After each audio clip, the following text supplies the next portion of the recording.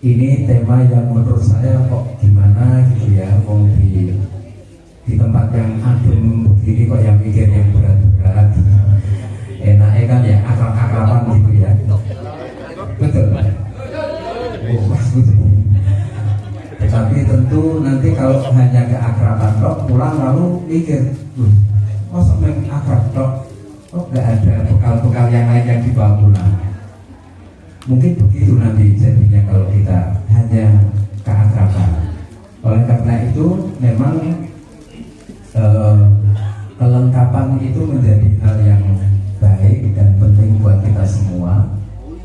Dan barangkali Bapak Ibu, teman-teman, terutama para pengurus berpikir dengan pembekalan kepemimpinan, saya diharapkan bisa punya satu konsep apa teori yang apabila setelah saya kemukakan lalu menjadi terang, menjadi gampang, oh begini loh jadi pemimpin. Mungkin seperti itu. Tetapi menurut saya itu agak sulit, agak berat.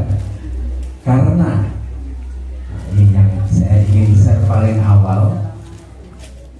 Kalau dulu saya kuliah pertama, saya kuliah di Fakultas Ilmu Sosial dan Ilmu Politik. Itu dosen saya menyampaikan tentang perbedaan antara ilmu sosial dan ilmu alam, IPS dan IPA. Itu ada bedanya. Beda yang paling pertama dan paling ditekankan itu, kalau IPS, objek yang dikaji itu manusia. Kalau IPA, itu apa? Ilmu alam ya, bumi, apalah, benda dan lain sebagainya. Itu ada perbedaan. Kalau IPA itu mempelajari misalnya barang dikasih panas dengan suhu sekian, nanti diprediksi reaksinya seperti ini. Itu dari zaman dulu sampai sekarang kemungkinan besarnya itu sama. Jadi kalau realitas alam itu, fenomena alam itu tingkat bisa diprediksinya itu tinggi, akurat. Bukan berarti nggak ada anomali, tetap ada, tapi itu paling apa namanya, paling bisa dilihat hukum-hukumnya, apalagi istilah-istilahnya kalau kimia atau biologi, fisika itu relatif bisa diprediksi, bisa diperkirakan di lab maupun di lapangan, itu seperti itu. Makanya dulu IPA itu juga disebut dengan ilmu pasti. Apa pasti pusing. Nah kalau IPS, IPS itu ilmu kayak di jalanan. Jadi kalau misalnya ibu-ibu rating kanan, tapi kenyataannya belok kiri, nah itu ilmu IPS.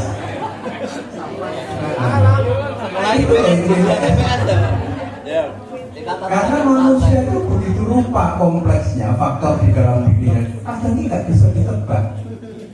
Ini kelihatannya suami kita tuh alim, taat kalau di rumah setia, nanti belum tentu loh kalau di luar. Iya enggak sih? Enggak, atau sebaliknya gitu. Kelihatannya setia, ternyata lebih setia. Itu terutama bapak-bapak asli mas kan. Nah, ilmu sosial itu variabelnya banyak, faktor-faktornya banyak, sehingga banyak hal dalam lingkungan perilaku manusia itu yang kadang-kadang satu teori itu kok kayak nggak cukup, nggak berlaku gitu.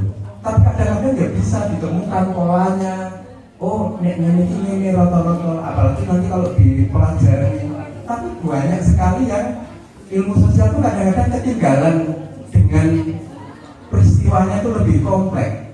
Makanya ilmu sosial itu juga banyak ilmu cabang turunannya. Misalnya ilmu sosial itu ada sosiologi terus kemudian ada turunan lagi. Sosiologi itu ilmu sosial tentang komunitas, masyarakat. Ada turunan sosiatri namanya. Kalau sekarang ilmu kesejahteraan sosial itu bicara tentang masalah-masalah sosial. Kalau yang sosiologi itu teori yang normal-normalnya. Kalau sosiatri ini sudah urusannya pekat, misalnya apa ya, masalah-masalah sosial lah gitu. Dan seterusnya. Nanti ilmu politik, ada politik ini terus berkembang. Itu mengikuti sedemikian kompleksnya realitas manusia, baik dia sebagai individu maupun dia dalam arti kelompok. Itu sedemikian rupa. Nah, di manakah letak kepemimpinan? Kepemimpinan sebagai ilmu itu letaknya di ilmu sosial. Jadi kita harus bersiap dengan meskipun demikian banyak ya contohnya, misalnya seseorang itu ternyata dia kalau di politik itu dulunya sebelum masuk politik baik-baik, begitu di politik dia berubah perilakunya. Itu karena banyak yang belum tercover di dalam perhatian kita terhadap ilmu sosial. Nah, ilmu kepemimpinan mungkin dia dipelajari di manajemen atau di bagian manapun ada tema itu kita harus sadar letaknya itu tidak seperti ilmu pengetahuan alam, tapi bukan sesuatu yang mustahil. Tetap kita itu bisa membangun wawasan yang nanti bisa kita manfaatkan untuk bagaimana kita itu bisa membangun kepemimpinan. Bahkan, jadi waktu dosen saya awal tadi cerita itu dulu saya percaya cukup lama, tapi belakangan saya mulai tidak sepenuhnya percaya. Karena di dalam ilmu sosial yang tidak pasti itu kita tetap bisa menemukan pola, bisa menemukan sesuatu yang general. Bahkan dari IPA, dari realitas alam, kita bisa belajar sesuatu yang bisa diterapkan kepada ilmu sosial atau realitas sosial. Itu disclaimer-nya itu. Jadi jangan kita berharap kepada seorang mentor atau motivator misalnya seolah-olah realitas sosial itu bisa semudah teorinya itu. Enggak begitu. Makanya ada motivator yang cukup masyhur itu dibantah oleh seseorang untuk menulis 2 buku. Bahkan lebih jauh dibongkar itu teori-teori motivasinya itu terselip ada kelas yang diuntungkan, yaitu kelas para pemodal. Karena kalau orang makin rajin bekerja, yang diuntungkan itu perusahaannya. Itu ada sampai kayak gitu. Itu ilmu sosial. Suatu hal bisa dilihat dari sini, dari situ, dan seterusnya. Nah, dari memahami disclaimer ini, mari bersama-sama kita bareng-bareng mencari ilmu, mencari pengetahuan tentang kepemimpinan itu apa ya?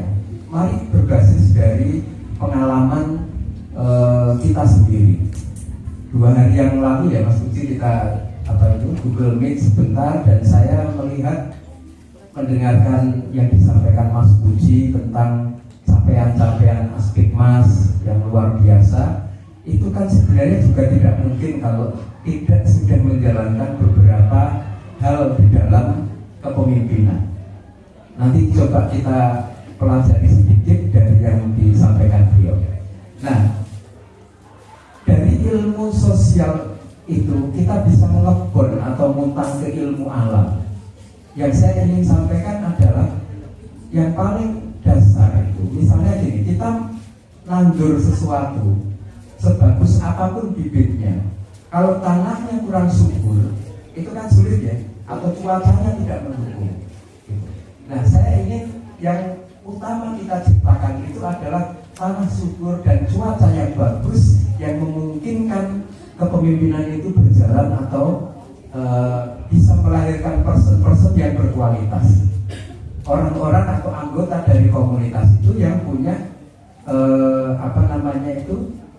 kualitas yang bagus karena dia sendiri itu adalah bagian dari tanah subur dan cuaca yang bagus itu. Ini dari ilmu alam loh, kita pakai untuk ilmu sosial. Seperti apa kira-kira tanah subur atau cuaca yang bisa kita miliki? Dan contoh yang kemarin diberikan Mas Puji diantaranya itu begini. Seorang pemimpin itu atau top jabatan atau top function di dalam suatu organisasi atau kelompok, termasuk Bapak Ibu semua kan, ketua, sekretaris dan bendahara itu memikul beban yang lebih berat. Itu diharapkan punya budaya malu sebanyak 3 ya Mas. Ada malu 1 lagi tapi nggak usah disebut. Yang pertama malu sama tidak bergerak. Malu kalau kita itu tidak bergerak. Kemudian malu kalau kita itu mendapatkan manfaat tanpa kita berkontribusi atau minim kontribusi. Kemudian malu kalau berebut manfaat, rebutan. Misalnya ada kenduren kayak kita dulu kecil, misalnya bapak pulang bawa berkat, kita rebutan. Nah, Ini belum calon pemimpin, ini masih anak-anak kita. Nah, harapan Mas Puji adalah kalau bisa kita melihat sumber daya, apakah itu rezeki dan lain-lain, yang dipikirkan bukan dirinya dulu, tetapi orang lain. Apakah itu bisa? Pertanyaannya, ilmu sosial nggak bisa jawab, tapi harus dicoba. Bagaimana caranya mencoba? Ya kita cari caranya. Misalnya begini, Ibu, Mensewu, asma sinten Bu? Bu Nuria sakit menceritakan, Ibu senang apa aja? Senang masak, jadi berikut makannya kan? Apa cuma masak dong? Nggak ikut makan. Suka masak dan makan, nikmati makan. Apa lagi Bu? Suka apa? Baca buku. Suka uang Bu? Suka banget. Yang warna apa Bu? Merah. Nah, itu universal. Itu semua baik ilmu alam maupun ilmu sosial sepakat. Nggak ada perbedaan. Ya. Apalagi Ibu senang kalau Ibu punya perhiasan emas yang banyak? Nggak terlalu suka. Ya udah Bu, kasihkan saya aja. Oh nggak punya, nggak di bawah. Apalagi? Senang apalagi? Senang jalan-jalan, piknik, touring. Kemana Bu? Tempat-tempat wisata. Jadi kayak akhir tahun kemarin kemana? Mudik ke Pemalang ya. Oke. Terus apalagi mungkin bisa diceritakan yang disenangi? Nggak tahu. Kalau pertanyaannya kita ubah, Bu, di dunia ini ada berapa banyak jenis kesenangan? Itu kira-kira ada banyak. Apa coba sebutkan satu persatu? Iya, bergantian. Apa Mbak? Kesenangan yang ada di muka bumi ini apa aja?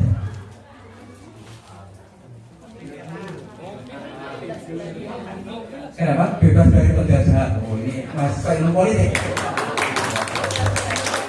Atau sering mengalami penjajahan?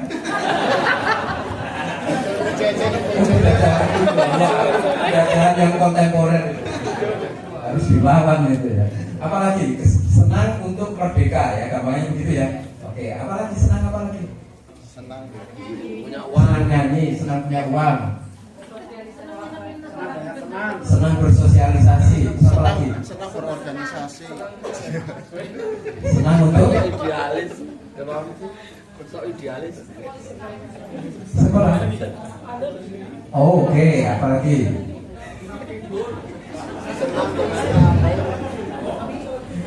Ada kira-kira ada berapa biji itu? Ada 10?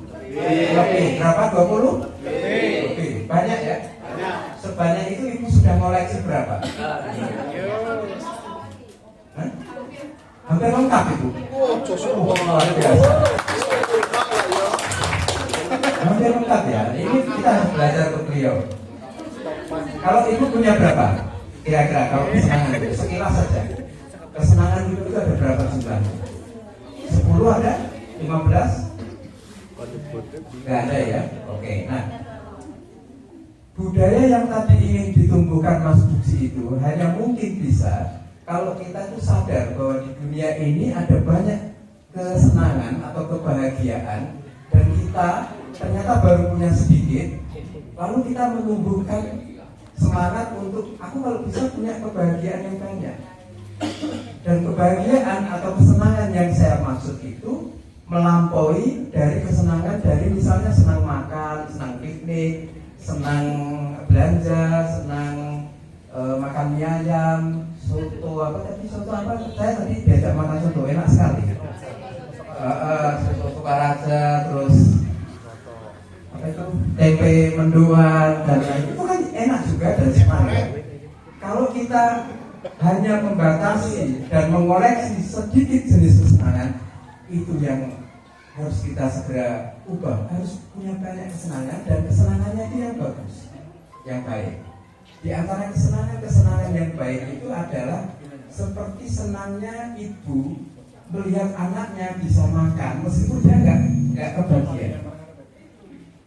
Seperti senangnya ibu kalau anaknya atau orang tua anaknya bisa mentas sekolah.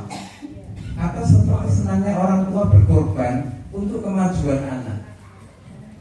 Nah, jenis-jenis kesenangan itu ternyata berlapis-lapis, sangat banyak. Termasuk kesenangan kalau kita bahagia, kalau melihat orang lain itu bahagia. Termasuk nggak itu? Senang kalau melihat orang lain senang nggak? Atau iri? Ibu biasanya kayak gue. Terlalu jujur. Ya. Terlalu jujur. Jujurannya luar biasa. Harus kita apresiasi. Menang-menang kok musuh dalam. Berikan tetangga kok ganti mobil, enak sekali ini. Kamu tuyul apa ini? Tuyul second.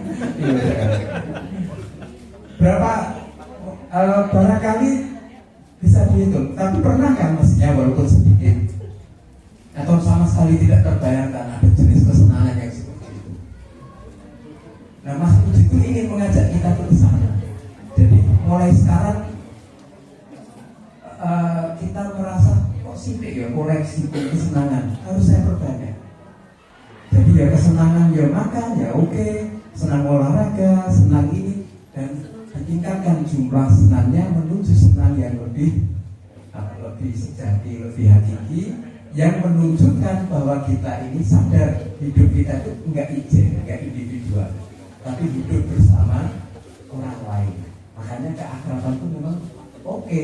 Dengan output kita menyadari bahwa kita ini hidup bareng-bareng, hidup tidak sendirian. Dulu pernah ada sebuah penelitian dilakukan di Camp Nazi abad 19 awal mungkin. Camp Nazi itu penjara yang mengerikan.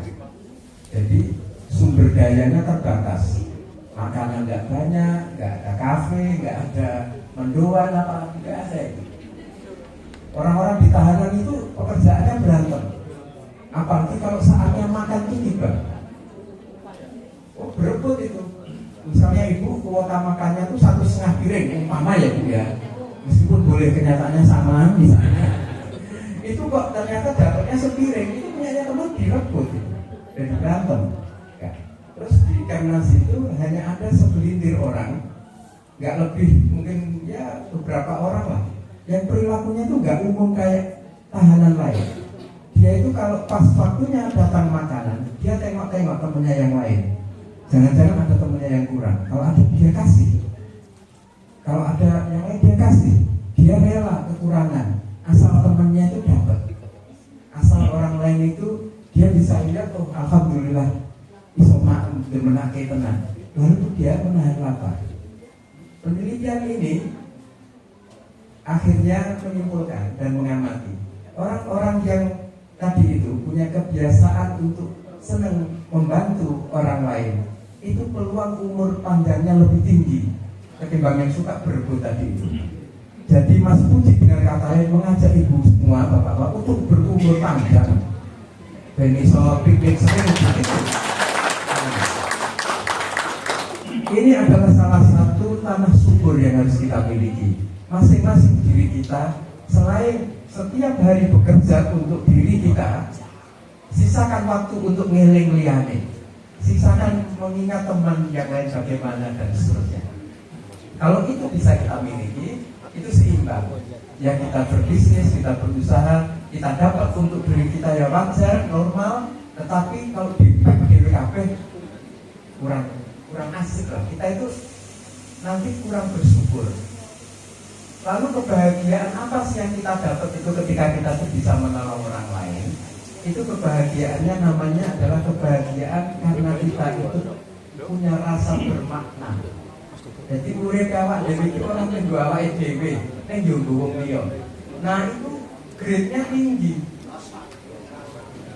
Perusahaan-perusahaan itu dengan berkembangnya konsep CSR atau Corporate Social Responsibility, aslinya itu tadi ngikutin teori ini. Jadi ya bisnis tapi tidak melupakan visi sosial. Nah, kepemimpinan juga harus punya tanah-tanah subur seperti itu. Kalau misalnya kita punya seseorang atau anggota yang dia visinya seperti itu, saya ingin mengoreksi kesenangan yang lebih banyak, yang tidak hanya untuk diri. Oh, ada. Oh gitu. Biar kelihatan yang belakang. Oh, oke. Iya. Nyuwun sewu. Nah, Itu meja buat minum bukan? itu karena sumber yang pertama adalah kita dalam bahasa saya, ayo kita perluas cakupan kesenangan kita atau kebahagiaan kita atau kegembiraan kita menuju yang tidak hanya fisikal, tidak hanya untuk kebutuhan fisiologis kita, tapi kebutuhan yang lebih tinggi, yaitu mencintai orang lain, mau berbagi, tidak tega melihat temannya kesusahan, senang untuk membantu, terus berbagi sumber daya dan seterusnya banyak. Dan dengan komunitas yang sebesar ini, saya membayangkan sumber dayanya itu berlimpah. Tidak hanya sumber daya finansialnya, meskipun Mas Puji ceritanya organisasi tanpa anggaran gitu ya, tetapi tetap punya spirit untuk berjalan. Dan ini bisa dilakukan karena beliau punya visi yang tingkatnya itu lebih tinggi dari etis atau normalnya. Jadi kalau dalam birokrasi itu ada dua jenis program. Yang pertama program follow money. Jadi programnya ngikut uangnya. Kalau nggak ada uang nggak ada program. Nah, Mas Puji ini yang kedua, yaitu money follows program. Jadi ono program saya wah kita teko.